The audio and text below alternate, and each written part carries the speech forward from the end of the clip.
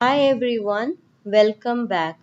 This is the third video on the essay Education of a British Protected Child written by Chinua Achebe. In the last part, we found that Achebe prefers to view colonialism from the middle ground. In this video, we'll discuss paragraphs 7 to 15 of the essay. In these paragraphs, Achebe writes about his people, Igbos, and how they responded to Christianity and colonialism. In the seventh paragraph, Achebe continues to talk about the middle ground.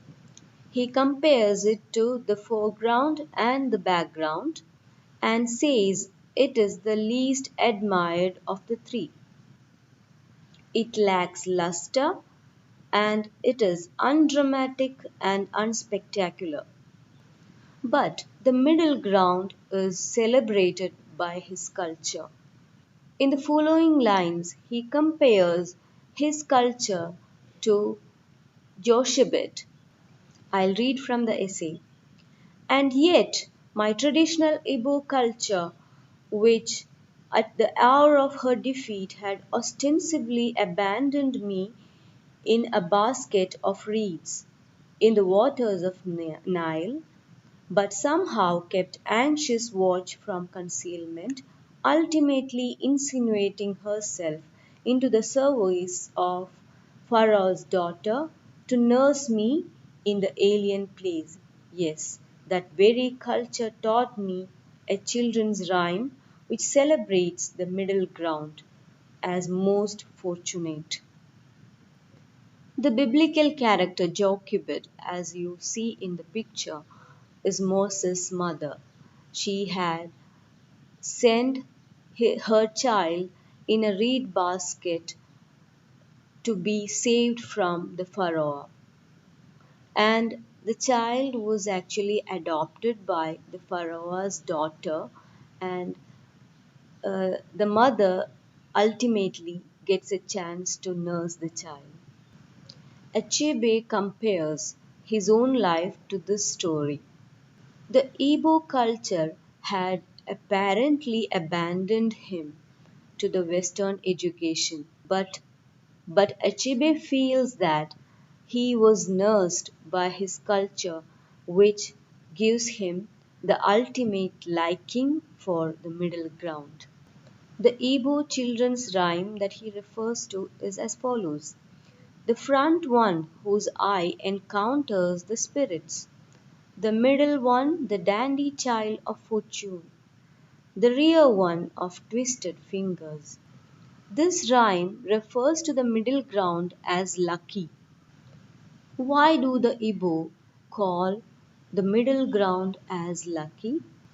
Why is the position of the middle ground so desirable? Or rather, what misfortune does it fence out? Achebe says the middle ground fences out fanaticism, the one way, one truth, one life menace. The fanatic refuses to see the right on the other side. It is the terror that lives completely alone, so alone that the Igbo call bad thing and bare neck. I'll read from the text. So alone that the Igbo call it bad thing and bare neck. Imagine, if you can, this thing so alone, so singularly horrendous that it does not even have the company of a necklace on its neck. The preference of the Igbo is thus not singularity but duality. Wherever something stands, something else will stand beside it. So Achebe says fanaticism is like a neck without even a necklace. That's why the Igbo prefer having something or someone beside anything else. The middle ground is neither the origin of things nor the last things. It is aware of a future to head into and a past to fall back upon. It is the home of doubt and indecision, of suspension of disbelief, of make believe of playfulness, of the unpredictable of irony. Let me give you a thumbnail sketch of the Igbo people. Achebe continues. According to Achebe, the Igbo people prefer the middle ground because they prefer to have a future to head into and a past to fall back upon. They don't want to stand alone. Their culture gives room for doubt and indecision, for suspension of disbelief and of make believe. They allow playfulness and unpredictability. They allow irony. In order to give a thumbnail sketch of his people, he refers to two sayings and one wisdom. The first saying is the judgment of Ogidi does not go against one side because the Ogidi do not determine who is right and who is wrong. Instead, they try to restore harmony. The Ogidi are social managers rather than legal draftsmen. Their workplace is not a neat tabletop but a messy workshop. In a great compound, there are wise people as well as foolish ones, and nobody is shocked by the presence of foolish men. The Igbo are not starry eyed about the world. Their poetry does not celebrate romantic love. There is a proverb in Igbo: a woman should say that she does not insist that she be loved by her husband as long as she puts up yam for lunch. Achebe says his wife detests this particular saying. And how does a man communicate to a woman? He actually narrates an incident here. An old villager once told me, my favorite soup is egusi. So I order my wife never to give me egusi soup in this house, and so she makes egusi every evening. You can see egusi and yam in the picture. Echibe continues to say that in an Igbo marriage, woman forgoes love for lunch and man tells a lie for his supper. So the Igbo believed in finding a way to cope in marriage because marriage is tough. They realized that. Marriage is bigger than any man or woman. So the Igbo do not ask you to meet it head on with a placard. Nor do they ask you to turn around and run away. They ask you to find a way to cope. Cowardice? You don't know the Igbo. The Igbo approach to marriage thus is realistic. They do not run away from marriage. They do not sacrifice much for marriage. They cope with it. And it is their culture and they are not cowards. Coming to colonialism, Achebe says colonial rule was stronger than any marriage. The Igbo fought it in the battlefield and lost. They put every roadblock in its way and lost again.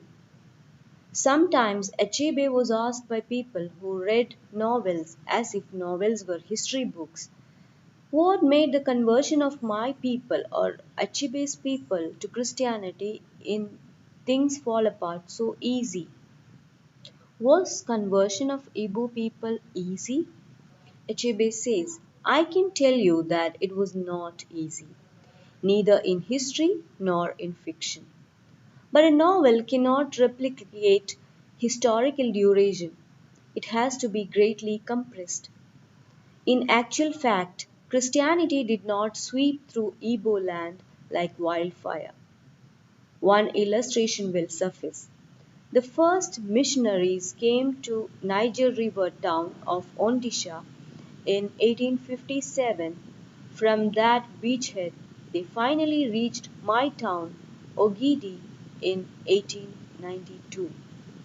Now, the distance from Ondisha to Ogidi is only 7 miles. 7 miles in 35 years, that is 1 mile every 5 years. That is no whirlwind.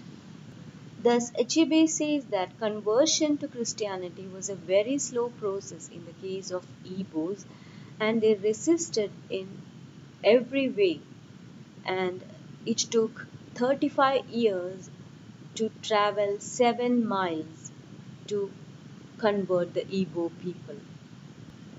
Achebe continues to talk about colonialism. He says even though he promises to give no discourse on colonialism, he will simply state his fundamental objection to the colonial rule.